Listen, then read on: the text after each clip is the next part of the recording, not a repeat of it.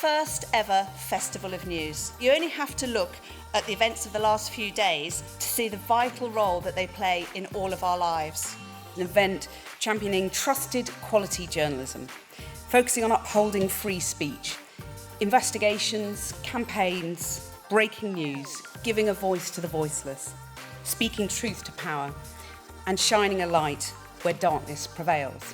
It's hugely important to celebrate news brands, I think, because sometimes we can take for granted what an important part it is of our democracy. It's understanding the value of truth and having people there finding that truth, that we just need to celebrate it. It's a great thing.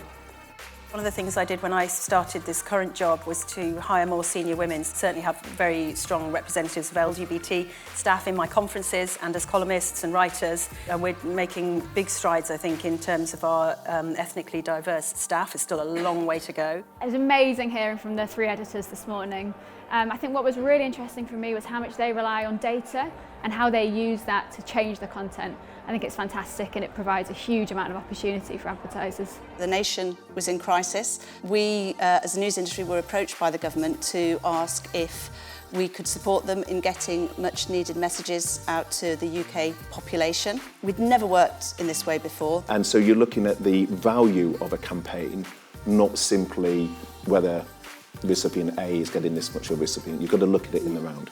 We as advertisers, we want a lot, I am aware of that, so we want reach, we want attention, we want engagement, we want a representative audience, we want trusted media placements, we want control of where they go, so we want a lot, but journalism helps us deliver that from a media planning point of view. During COVID and lockdowns, people want trusted sources, and that's where news brands come in.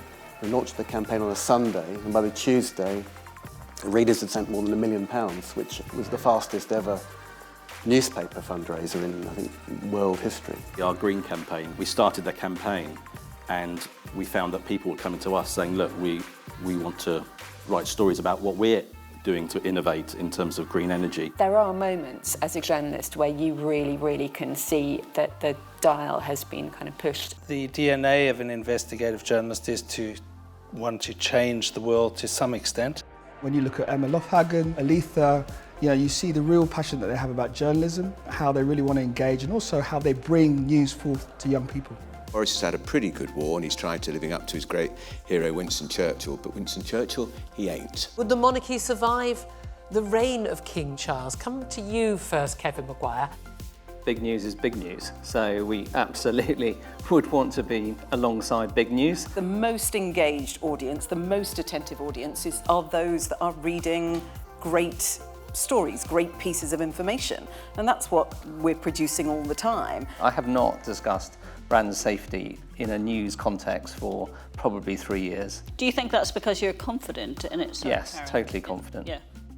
People choose to consume and often pay for the privilege of reading that news content, so we think it's a perfect environment for us as a financial advertiser to build trust with consumers. This phenomenal explosion of women's sport that we've seen, the Women's Sports Trust figures this morning were really encouraging. One of the things I keep seeing is a lot of advertisers gearing their support towards women's football in the form of girl power kind of shtick, if you like.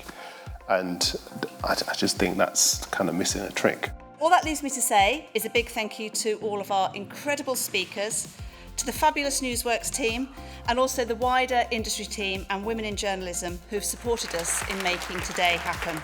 Journalism matters because we have to inform, keep people aware of what's going on around them, entertain them, and also hold the powerful to account. We have such a mass of fake news at the moment, and I think credible, authentic, relevant news is just, paramount. Without strong journalism holding power to account, the bad guys win in any situation. Democracy, freedom, this is the bedrock of our society, and without journalism, it doesn't happen.